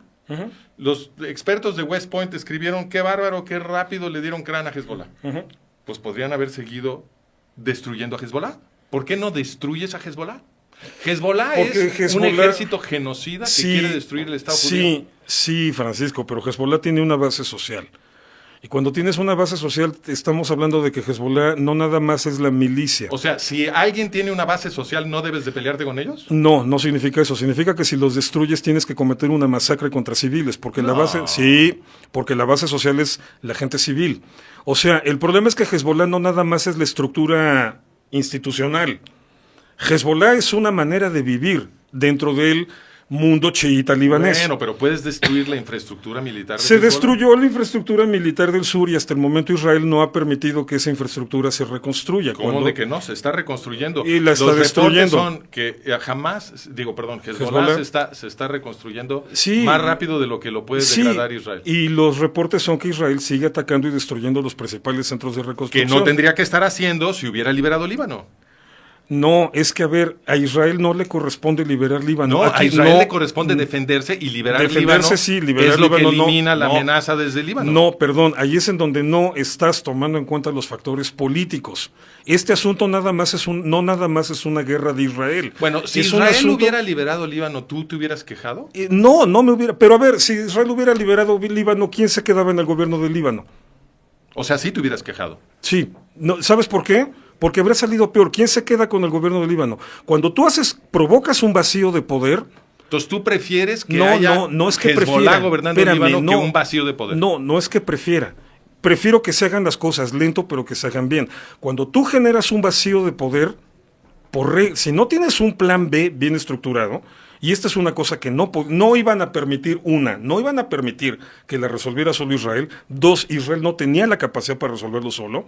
Este tipo de conflictos se tienen que resolver con la comunidad internacional. Cuando tú generas un vacío de poder sin tenerlo bien previsto, el poder por regla, por norma, por tradición, lo agarra alguien peor. Bueno, entonces, ¿cuál es el problema con liberar Siria? Libera Siria y el gobierno se vuelve... ¿Y quién agarra el poder? Los kurdos rojavanos. No. ¿Por qué no? No, lo que iba a pasar en Siria iba a ser una guerra civil. No, la guerra civil está ardiendo desde hace años. No, iba a estar peor. O sea, la guerra civil empezó en 2011, técnicamente. Bueno, si tú tienes una bola de cristal para decir que cualquier acción de Israel para asegurar sus fronteras va a resultar en algo peor. No, espérame, ya me la cambiaste, yo jamás dije eso. Yo lo que dije es que cuando dejas un vacío de poder, lo provoque. No habría vacío de poder en Siria. Claro, gobiernan los kurdos rojavanos. No, o sea, se le van a revelar inmediatamente un montón de grupos, sobre todo. O sea, que Turquía no iba a meter las manos ahí. Turquía ya metió las manos. Por eso, y si los kurdos rojavanos tomaran el poder, Turquía no iba a lanzar una ofensiva militar. Si Israel, aliados con los kurdos rojavanos, libera Siria y produce un gobierno provisional en Siria, junto con los kurdos rojavanos pueden expulsar a los turcos y a ISIS de Siria. Si Turquía decide pelearse con Israel, pues que se pelee. Eso va a suceder tarde o temprano, mejor que sea en Siria. No, yo no creo que y vaya no en a las suceder. Fronteras de Israel. Yo no creo que vaya a suceder. Y te voy a decir una cosa, lo ves demasiado simple, es demasiado... ¿Tú no crees que Turquía va a atacar a Israel tarde o temprano? No creo. O sea, Erdogan se va a morir antes de poder llevar a cabo eso. Pero no es Erdogan, es todo un sistema en Turquía. No es Erdogan, es el radical ahí. A ver, pero espérame. Si te quejas de mis respuestas generales, perdón, o sea, tu visión es demasiado simplista. O sea, Israel conquista Siria y ya todo se arregló. No, no dije eso, pero dije Pues que lo insinuaste. es mejor para Israel. No, espérame. Espérame, déjame terminar. Es mejor para Israel que conquiste Siria a que la gobierne No, ISIS. espérame. Si no la soluciona, si eso no es la solución, entonces no es mejor. Las soluciones a medias en este tipo de conflictos solamente lo complican más, y creo que las demostraciones más nítidas las tenemos en Afganistán y en Irak. Precisamente eso fue lo que hizo Estados Unidos. Conquistaron, tumbaron al gobierno, impusieron un nuevo gobierno. ¿Y en qué acabó? Acabó exactamente en los mismos. Los talibanes tienen el control otra vez en Afganistán e Irak quedó bajo control de los iraníes. Bueno, tú estás suponiendo que los gringos querían acabar con los talibanes. ¿Los quitaron del poder, sí o no? Sí, pero los talibanes eran una creación de... Una creación que se había revelado en contra, o sea, o que el 9/11 fue holograma o qué. No, pero si tú creaste primero a los talibanes, luego invades y cuando te sales, dejas todo tu armamento ahí para que los talibanes lo usen, pues entonces la hipótesis obvia no es que querías destruir a los talibanes. No. Hay una hipótesis alternativa que dice que entraste a fortalecer a los talibanes y dejarles muchísimo armamento ahí para que después se pueda utilizar Es a favor del es yihadismo. muy extraña, ¿no? Porque sería, entraste a fortalecer a los talibanes primero quitándolos del poder, desmantelando toda su infraestructura. Fue lo que hicieron en Irak. Reventando, Entonces, reventando sus bases e incluso eliminando a Osama Bin Laden. O sea, no, lo que simple y sencillamente sucedió fue que Estados Unidos destruyó al régimen talibán, pero por no tener un plan definido para el día después, se estancó durante 20 años, porque no estás hablando de algo que pasó de la noche a la mañana, estás hablando de un proceso de 20 años. Se estancó durante 20 años en una situación en la que los talibanes se fortalecieron, gracias. ¿Qué eres tú? Se volvieron a reorganizar y eventualmente, por una decisión operativa muy mal tomada por parte de Biden, que fue profundamente criticada en los Estados Unidos, incluso por Trump, los talibanes volvieron a tomar el poder. Si el plan era fortalecer a los talibanes, ¿por qué no nada más mandarles dinero y mandarles armas? pues porque eso es políticamente imposible. Ahora sí es políticamente imposible. Claro, siempre ha Entonces, sido, espérame, déjame contestarte, me hiciste una pregunta. Siempre ha sido políticamente imposible para un presidente decir, yo voy a armar a los yihadistas. Decir eso en voz alta no se puede. Políticamente Pero- incorrecto. pero- Es ¿qué? políticamente incorrecto en ¿Pero Estados quién Unidos. necesita decirlo? Lo hace, sí ya, como Irán Contras, ¿no?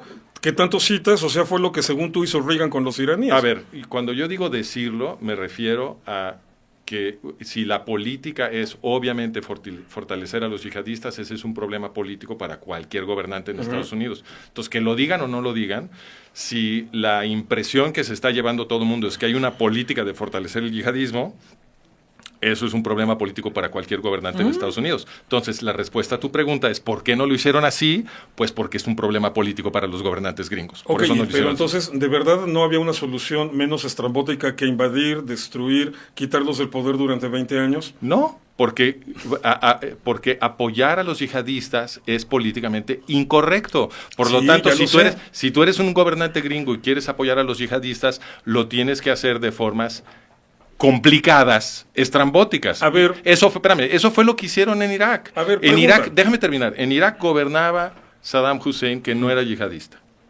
Invadieron Irak, quitaron a Saddam Hussein, instalaron un gobierno chiita controlado desde Irán por los chiitas yihadistas iraníes. Entonces hicieron algo muy complicado y el resultado fue que convirtieron a Irak en la provincia occidental de Irán y ahora todo eso es yihadista. A ver, no, fue un poco más complejo que eso. Destruyeron el régimen de Saddam Hussein y crearon un vacío de poder, y todo lo que describiste fue lo que pasó por dejar un vacío de poder. Pero a ver, tú me estabas diciendo hace rato que la gran mayoría del dinero, y eso es correcto, ahí sí estoy completamente de acuerdo, está llegando para refinanciar a Hezbollah y este tipo de grupos, está llegando de Occidente. ¿Y eso es un error? No, es un error total, no nada más es un error. ¿Por qué no es puede ser una aberración. política? Espérame, no estoy de acuerdo. Ahora, ¿lo están haciendo abiertamente para decir, estamos financiando yihadismo? Nada más contesta sí o No, lo hacen Ok. de una forma muy complicada. Lo que hacen es que... Ok. Espérame, déjame contestar tu pregunta. Me haces preguntas y luego no me dejas contestar. Contéstala. La forma como lo hacen es que envían el dinero a ONGs que se supone que son caritativas, que luego desvían todos esos fondos a los yihadistas. Tengo varios ejemplos documentados y los tiene también Pressburger, en fin. Entonces, esa es la forma complicada en la que lo hacen. Y el dinero, ellos saben, si yo sé que el dinero le está llegando a los yihadistas, lo saben ellos. Excelente. Y de todas maneras corren los ríos de dinero. Excelente, perfecto. Entonces ahora te hago una pregunta. ¿Por qué no hicieron los gringos eso con los talibanes? Si lo que querían era fortalecerlos. Los gringos crearon a los talibanes. Sí, no me refiero cuando los crearon, me refiero cuando los invadieron y los destruyeron y los sacaron del poder. ¿Por qué no hicieron con lo que están haciendo con Hezbollah? No puedes hacer la misma estrategia en todos lados. Cada lugar requiere una estrategia particular para apoyar a los yihadistas porque las condiciones locales no son las mismas. En Afganistán no está lleno de ONGs. Ahí está. Claro que está lleno de ONGs. Estuvo lleno de ONGs y si no está lleno las metes. ¿Cuál es el problema? Bueno, entonces, lo que me estás diciendo es que lo que refuta mi hipótesis es que no usaron exactamente la misma estrategia en todos lados. Sin embargo, lo que ha sucedido en todos lados es que los yihadistas se fortalecen con las políticas gringas. Se fortalecen en Afganistán, se fortalecen en Irán, se fortalecen en Irak, en Líbano, en Siria, en Qatar, en Egipto. Precisamente los talibanes... En Arabia Saudita, en Kuwait. Espérame, te puse dos ejemplos muy particulares, porque te puse los ejemplos concretos de cuando Estados Unidos conquistó países y tiró gobiernos, que son Afganistán y que son Irak. Esos son los dos casos que se tienen que analizar de una manera, porque ni en Líbano, ni en Arabia Saudita, ni en Qatar, ni en ningún otro lugar, Estados Unidos se ha metido a conquistar países y a tirar gobiernos. Pero ese era mi punto, Irving. No, ya lo sé. Es que me estás dando como contradicción algo que yo defendí. Yo lo que espérame, déjame contestarte. Lo que yo estoy diciendo es que en distintos lugares usan distintas políticas, pero el resultado siempre es el mismo. Siempre se fortalecen los yihadistas. Lo que yo te estoy señalando... Dame una política gringa que haya reducido a los yihadistas. ¿En dónde? En ningún lugar. Precisamente porque... Precisamente porque solamente en 2 lugares han entrado hasta el fondo. Solamente 2 veces en la historia. No, pero otra vez, ese es el argumento mío. Déjame acabar ahora a mí. Solamente en 2 ocasiones en la historia Estados Unidos ha decidido ir al fondo. Y fueron en Afganistán y fueron en Irak. Y lo hicieron, pero no lo hicieron con un plan para resolver el problema de vacío de poder que iba a quedar. ¿Porque eso no era el plan? No. El problema es que tú estás pensando que lo hicieron para fortalecer el yihadismo. Exactamente. Sí, el problema es que para fortalecer el yihadismo no necesitabas hacer eso.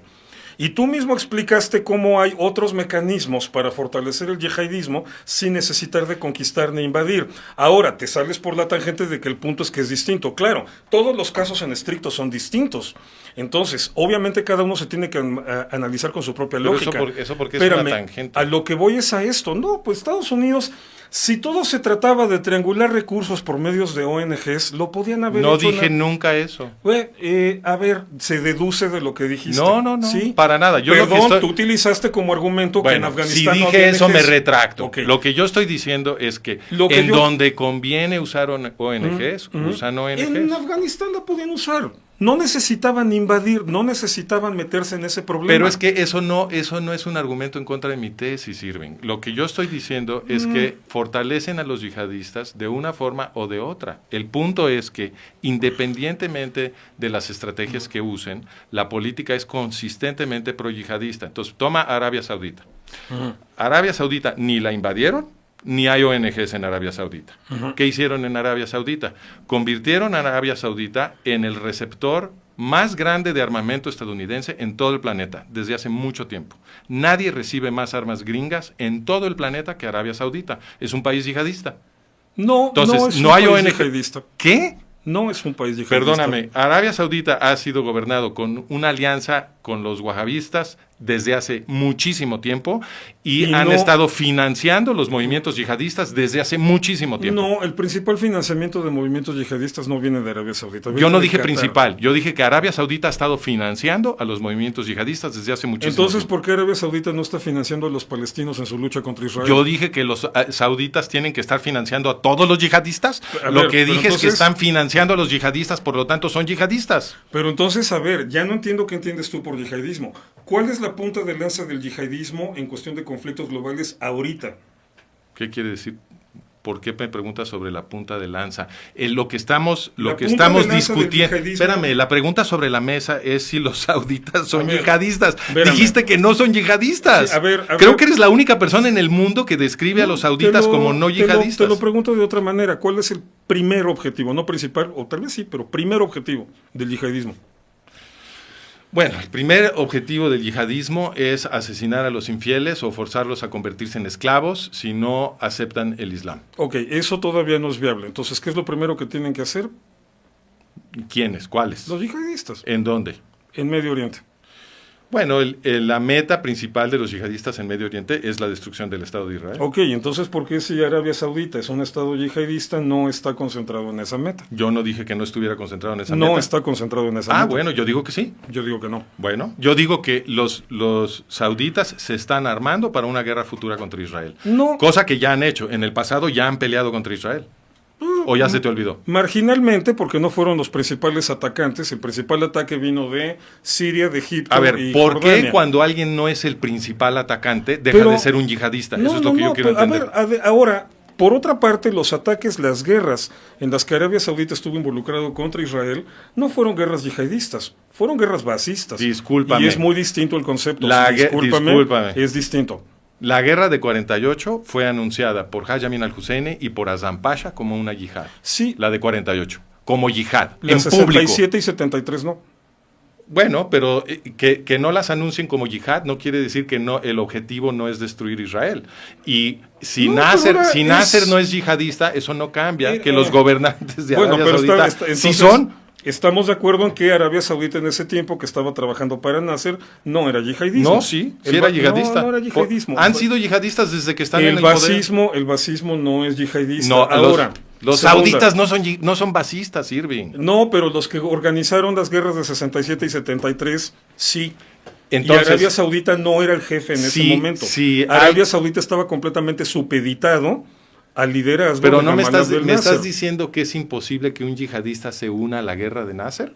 No. Entonces. Pero entonces no es una guerra yihadista, era una guerra de Nasser. Lo que estaba sobre la mesa, Irving, te recuerdo, es si los sauditas son o no yihadistas. Sí, esa era la está pregunta. bien. Ok, ahorita Arabia Saudita no se le puede considerar un régimen yihadista porque no está en el mood de impulsar esa guerra global. Porque de hecho la principal fuente de esa guerra global venía de Irán y de Qatar como aliado de Irán. Y no sé si recuerdes que Irán y Arabia Saudita son enemigos.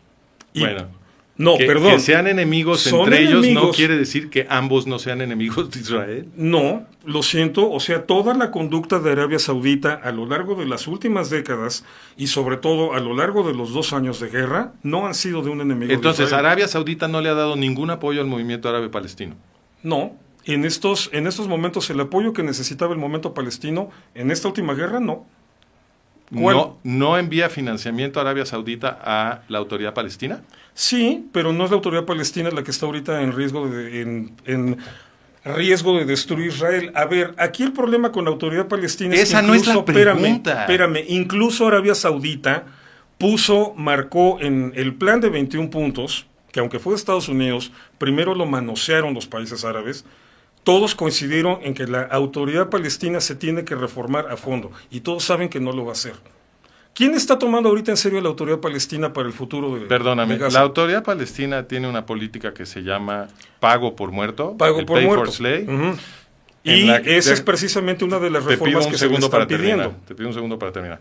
Tienen una política que se llama pago por muerto, que tiene muchísimo tiempo, y el dinero para pagarle a los árabes palestinos para que maten judíos viene en parte de Arabia Saudita. No, viene más de Occidente. Dije, viene en parte. El principal financiamiento es el occidental. No dije que no. No dije que no. Y de todas maneras, Arabia Saudita, Emiratos Árabes Unidos, ya firmaron un documento en donde se le exigen reformas a la autoridad palestina y esas reformas incluyen eso. Principio de taquilla. Los musulmanes, cuando firman cosas que tienen que ver con mejorar la situación de los infieles, te pueden estar mintiendo.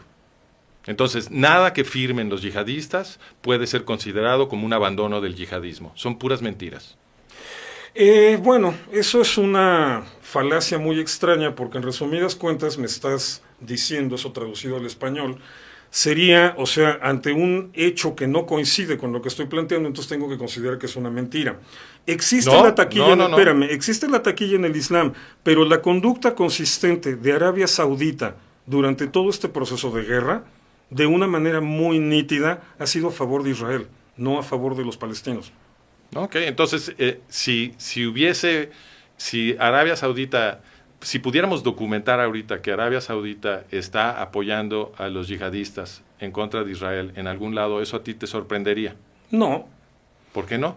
Porque Arabia Saudita no es un país con una política homogénea, no es un país con una política cohesionada, porque el último poder todavía lo tiene la vieja guardia, o sea, la estructura de poder real es la del rey Salman ibn Abdelaziz, y ellos son parte de esa generación de árabes que creció enemistada con Israel. Percibo una contradicción en tu discurso. No, espérame, y existe toda una corriente moderna en Arabia Saudita que está reforzando sus vínculos con Occidente, que quiere hacer del Medio Oriente un territorio de negocios en el cual Israel es una parte fundamental, porque Israel es el único que se puede encargar de la seguridad en esa zona, en la zona conflictiva con los palestinos, y que por lo tanto están más abiertos y son, de hecho, o sea, y son precisamente la gente de Mohammed ibn Salman y su entorno, los que más decididamente, incluso a nivel de prensa, a nivel de literatura y a nivel de discurso público, han ido cambiando, han ido provocando que cambie la percepción de Israel. Entonces, ¿eso no puede ser una jugada deshonesta? ¿Tú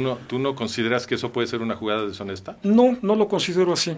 ¿Sabes? Por una razón muy simple, por intereses económicos, Francisco. Perdón, ¿podemos volver al tema del agua en Irán? En Irán. Nos encanta pelearnos. No, yo sé, pero es apasionante. La gente, es apasionante perdón, lo siento, la gente quería esto. Siempre que nos ven juntos nos quieren ver pelear. Sí, no. O sea, desgraciadamente. No sé si te diste cuenta, pero tenemos que darle gusto al público. Había una tensión entre los dos hablando de Irán y de la... Claro, estábamos de acuerdo en todo. Sí, no se puede. A ver, a mí no me invitaron a esto. Sí, exacto.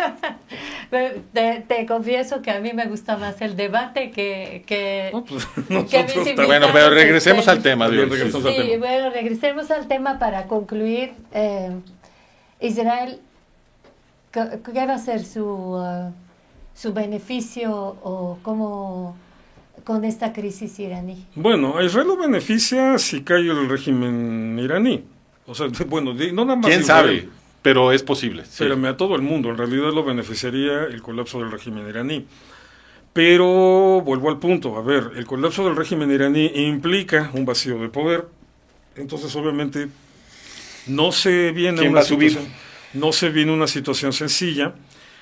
Aparte, el cambio de régimen no soluciona el problema objetivo, que es la falta de agua. Y no sería un simple cambio de régimen, sería una guerra civil, yo creo. Una guerra civil de plano.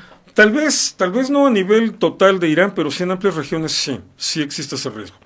Ahora, el problema aquí es que Israel, no nada más Israel, o sea, las consecuencias del colapso, de un colapso como este específicamente, ahí sí tiene toda la razón Francisco cuando dice no habíamos visto una situación como esta en toda la historia. O sea, los ayatolás se van a ir a los libros de historia rompiendo uno de los récords más verosímiles del mundo mundial. O sea, el récord que lo rompió Alemania cuando le ganó 7-1 a Brasil en aquel partido, eso de que en un partido se rompieron como 8 récords, se va a quedar corto en comparación a lo que están logrando estos cavernícolas, ¿no? Entonces, aquí el problema es que sí hay que tener en cuenta que el problema de Irán, este problema en concreto de Irán, lo único que lo puede resolver es agua. Entonces, mientras le surge agua, ya. Es agua. Y aquí tenemos una pregunta. ¿Terminará Irán rogando a Israel por agua? Si hay un cambio de régimen, sí. No. Bueno, si hay un cambio de régimen, sí, estoy de acuerdo con Irving. Porque el grueso de los iraníes ni siquiera quiere este régimen. Entonces, ellos no tendrían... Si suben los que ansían democracia en Irán y que no están peleados con Israel, por supuesto, eso puede pasar. Pero lo que sin duda va a suceder es que le van a pedir ayuda a los países del Golfo, que tienen esas plantas de desalinización y que tienen mucho dinero además con el cual pueden responder a una crisis. Ahora, que quieran ayudar, pues vamos a ver. Vamos a ver. Me preguntan si ahora los mismos iraníes se sabotean. Bueno, los ayatolas todo el tiempo se están saboteando, o sea, porque no son precisamente la gente más inteligente del mundo, ¿no? Pero el problema es que cuando llegas a un nivel de inestabilidad social como estos, empiezan a haber reacciones diferentes. O sea, es prácticamente imposible que la sociedad o hasta el ejército reaccionen de una manera homogénea. Entonces, que en algún momento dado pueden empezar a dar acciones de sabotaje, puede pasar. Pero híjole, no son la gente más inteligente del mundo. No, Y pero es lo que no son los iraníes. Construyeron alrededor de Israel. Pero es que no son los iraníes, son los ayatolás. O sea, el problema aquí es la ideología de esta gente. O sea, son terroristas. Son terroristas comprometidos con el genocidio de otro pueblo. Entonces, cuando tú construyes un país, para destruir otro pueblo, pues tus prioridades no están ni con defender a tu propia población, ni con tu crecimiento económico, ni con la protección del medio ambiente. No, al revés, estás dispuesto a sacrificar. Exacto, la ideología yihadista terrorista siempre está dispuesta a sacrificar a su propia gente con tal de destruir al otro.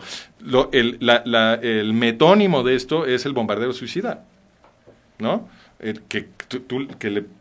A ver, hemos visto casos en donde los propios papás le ponen el cinturón de bombas a sus niños para que vayan a matar judíos.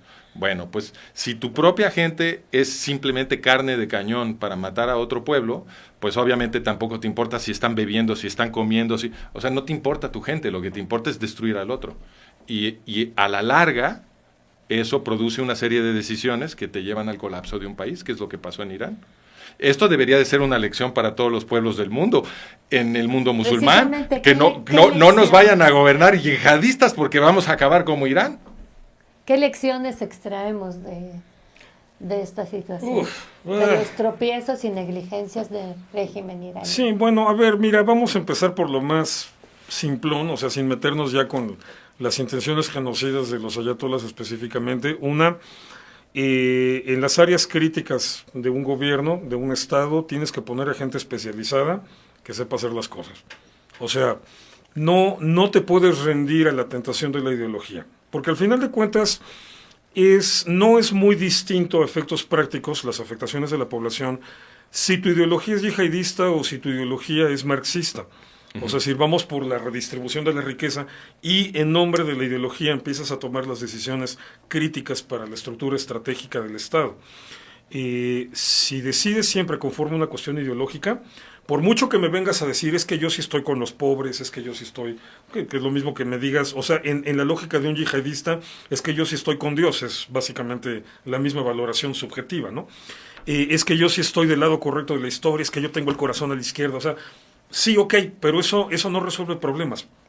De hecho, la experiencia está demostrando que eso los complica. Tienes que poner gente técnica, gente que sepa hacer las cosas, que tenga una formación académica sólida, solvente, neutral. Digo, eso es difícil de encontrar últimamente. Pero bueno, gente que conozca cómo funcionan las cosas, ¿no? Lo que siempre digo, el capitalismo lo odia a la gente que no sabe cómo funcionan las cosas. Digo, pues, evidentemente esto es lo que vimos en Irán y creo que esa es la principal lección que le queda a todo el mundo. O sea, cuando te consagras a un ideal, por mucho que desde tu perspectiva sea el gran ideal y estés convencido de tu superioridad moral, híjole, las probabilidades que tienes de fastidiarlo todo son enormes. Bueno, a riesgo de enfurecer a todo nuestro público, estoy totalmente de acuerdo con Irving. No. Creo que otra manera de decir lo que está diciendo Irving es que cuando el individuo, la salud y libertad y prosperidad del individuo no son el objetivo del Estado, cuando el objetivo del Estado es alguna abstracción, el individuo se vuelve un instrumento del Estado y no su fin. Entonces, pues si tú conviertes a una persona en un instrumento, ya la persona ya no importa, solamente importa el fin para el cual lo vas a usar. Y eso es lo que le pasó a los iraníes con los yihadistas, porque los yihadistas tienen un fin que es totalmente ajeno a la felicidad de los iraníes. Es la destrucción de otro pueblo y los iraníes son su carne de cañón. Y lo mismo pasa en el comunismo. En el comunismo tienes un fin que es abstracto, que no tiene nada que ver con la felicidad del individuo, que es un orden social que según tú eres superior y el que no se cuadre lo matas o lo mandas al gulag, ¿no? Y como ese fin abstracto es superior a cualquier otra consideración, la evidencia no te importa, el sufrimiento de la gente no te importa. En el fascismo es lo mismo, la nación, esta idea abstracta de la nación es superior a la felicidad del individuo. El individuo tiene que ser una célula que contribuye a la nación, ¿no? A esta idea abstracta de la nación. La maquinaria. Que se vuelve sinónima con el Estado, ¿no? La nación en realidad es el Estado, ¿no? Lo mismo pasa aquí. Aquí, a ver, nuestros gobernantes nos dicen que ellos representan al pueblo. ¿Quién es el pueblo? Lo que ellos digan. Lo que ellos digan, porque es una abstracción. El pueblo no existe, es una entelequia. Exacto. Mira, aquí el término que en Occidente hemos forjado y que mejor engloba, digamos, esto es el término fascismo. Claro, hay que aplicarlo con reservas cuando hablamos de una realidad cultural que evolucionó por una ruta distinta como la iraní, como la islámica en general, pero en términos generales lo que le pasa al régimen iraní es precisamente que encarna a la perfección la esencia del fascismo. Resumiendo lo que acaba de plantear Francisco, precisamente es de qué se trata, de que en la dicotomía entre el poder del Estado y la libertad del individuo, lo que se impone es el poder del Estado, y el individuo queda anulado. Lo interesante es que en el caso del fascismo, o sea, y esto lo podemos ver de una manera muy puntual en los dos grandes movimientos fascistas del siglo XX, que fueron el italiano y el alemán, en el caso del fascismo, un componente fundamentalidad es la superioridad moral. O sea, esto no se hace nada más por el gusto de imponerme y dominar, ¿no? Pues eso es una autocracia, una dictadura. O sea, pero el fascismo aparte tiene ese elemento interesantísimo, que es la profunda convicción que tiene el fascista de que él es el que entiende mejor que todos al resto de la humanidad, él es el que tiene las mejores ideas, las más nobles ideas, y por lo tanto todos deberían vivir conforme a él. Entonces, esta es la lógica. Y los comunistas igual. Y el comunismo es fascismo completamente. Sí. O sea, es completamente fascista. O sea, digo, ahorita en Twitter en X había una discusión interesantísima que si nazismo y comunismo eran lo mismo o no. Se armó divertidísima, y el primer argumento que utilizaban los que decían que no es que, pero es que se pelearon entre ellos. ¿Y eso qué? O sea, pleitos entre fascistas es lo más fácil del mundo. Claro. Que hay. O sea, porque no tiene por qué haber ningún tipo de convergencia ideológica. Basta con que existe esta idea de la superioridad moral. No, convergencia ideológica sí hay, porque tú los llamas todos fascistas. Lo que no hay es alianza. Pues sí, pero que convergencia ideológica sí tienen. Por eso dices que son lo mismo. No, bueno, pero es que el fascismo es algo todavía más interno al Mira, detalle ideológico. Te doy mi definición a ver si te gusta. En el fascismo le das el Estado a las industrias monopolísticas. Entonces le das el Estado a las industrias. Y en el comunismo le das las industrias al Estado. Que a efectos prácticos acaba siendo lo mismo, porque lo mismo. Cuando tú unes el Estado y la industria, conviertes a la gente en un esclavo. Claro, obviamente. No, bueno, el fascismo, el propio librito de la doctrina del fascismo lo define, y Mussolini insiste mucho en esa definición, como todo por el Estado, nada contra el Estado, nada fuera del Estado. Entonces, pero te digo, lo interesante es que el fascismo entiende esto desde una postura de superioridad moral. O sea, de que esto es lo mejor para todos. Ahora, te lo voy a explicar ideológicamente muy distinto un fascista italiano de hace un siglo, un comunista de hoy o un ayatolá. Pero en el fondo el discurso es ese. Entonces, estamos hablando de un fenómeno en donde se trata precisamente de eso, anular al individuo, homogeneizarlo bajo el poder del Estado desde el pretexto del pueblo, de la colectividad, de esto es para todos, o sea, etcétera, y que 6.000 años de monarquías y 10.000 años de sociedades agrícolas han demostrado que no funcionan. O sea, han demostrado que en esas condiciones la colectividad tiende a empobrecer. La anomalía, o sea, la historia de la humanidad fue así. La anomalía es el surgimiento del individualismo ilustrado, en el sentido de que proviene de las ideas de la Ilustración en la versión moderna. Digo, porque hay antecedentes históricos, la misma Biblia trae muchos antecedentes de eso, pero digamos que ya el formato moderno lo agarra a partir de la filosofía de la Ilustración, que es cuando empiezan a darse las condiciones para que se desarrollen gobiernos que empiezan a darle más importancia al individuo y es donde empieza a haber esa anomalía que se llama prosperidad. Pero sí hay que insistir, lo dijiste, pero quiero insistir en que la Ilustración se funda sobre una moralidad judeocristiana, porque no hubo Ilustración europea fuera de Europa. Sí, no, y no hubo Ilustración no europea. Exacto. O sea, entonces, para que haya una Ilustración como la que tuvimos nosotros, necesitas una base moral judeocristiana. Sí, o sea, toda la Ilustración que hubo en todo el mundo fue por influencia europea, punto. Exacto. Sí, totalmente. Entonces, aquí estamos hablando de que ya, sí, en muchas ideas cristianas y en muchas ideas judías está perfectamente claro el germen de la libertad individual. Y obviamente las condiciones se dan hasta la modernidad por la globalización del comercio, por la revolución industrial, por un montón de factores que confluyen, crean la coyuntura, y es en donde se ha venido a dar esta anomalía, que es la prosperidad. O sea, precisamente el error de comunistas, e incluso yihadistas a su manera también, cuando se intentan meter a temas de sociología, es que tratan de hablarte de la pobreza como si eso fuera la anomalía. O sea, hay que explicar por qué hay pobres. Y entonces de ahí viene toda la idea de hay que redistribuir la riqueza. No. La pobreza es lo normal a lo largo de toda la historia. Lo que hay que explicar es por qué hay ricos. Claro, cómo se genera la riqueza. ¿Cómo se genera la riqueza? Claro. Los países que lo han ido entendiendo, por eso decía Friedman, ¿no? O sea, los países pobres no tienen que hacer lo que hacen los países ricos ahora que son ricos. Tienen que hacer lo que hicieron los países ricos para enriquecer. Y ahí viene siempre el zurdo, ¿no? A decirte, sí, claro, explotar al otro. No, abrir sus mercados, sobre todo. Bueno, los ayatolas precisamente por quererlo controlar todo, por querer tener el control absoluto de todo, en su discurso, porque son los elegidos de Dios y bla, bla, bla, ahí está el resultado. Y esa es la mayor lección que creo que le queda a la humanidad. Muchas gracias. Muchas gracias a los dos. Un placer. Tenemos también algunas preguntas sobre Rusia, etcétera, pero creo que serán en otro programa. Y, espero que no sean de gramática, porque ahí sí no vamos a poder contestar. Agradecemos mucho a nuestro público, agradecemos los super likes y todo lo demás. Y proponemos que si les interesa que sugieran temas para nuestro podcast, ¿no? Para poder platicar con más detalle acerca de temas que les interesa a nuestra audiencia. Y termino agradeciéndote, Francisco, agradeciéndote, Irving. Ya, nosotros puestos, cuando nos quieras invitar para que nos peleemos, porque nos encanta.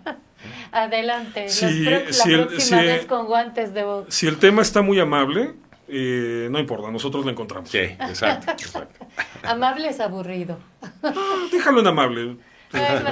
No, porque aburrido no estaba. No. El tema está fuerte, está interesante, pero nosotros le buscamos. Le buscamos. Y los invitamos a todos para el próximo podcast del próximo miércoles. Ya les diremos cuál será el tema y escucharemos sus sugerencias también. Suscríbanse y denle like. Suscríbanse y denle like, por favor. Bueno, ya que estamos en los comerciales, suscríbanse a la página de Francisco, el Management of Reality, pero acuérdense que también en Puentes y No Muros, Mark y yo tenemos un curso sobre la civilización occidental.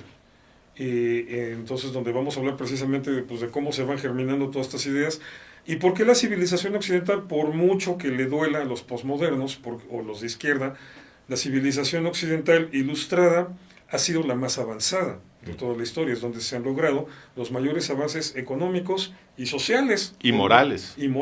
Entonces, digo, porque no sé si estén enterados, pero para darle buen sustento a los mejores planteamientos morales, o sea, sobre todo con esta cuestión de realmente ayudar a la gente más necesitada, se necesita dinero. Entonces hay que explicar todo eso. No se pierdan Management of Reality de Francisco Gil White y los cursos de Irving y Mark. Y muchas gracias a todos por estar con nosotros hoy.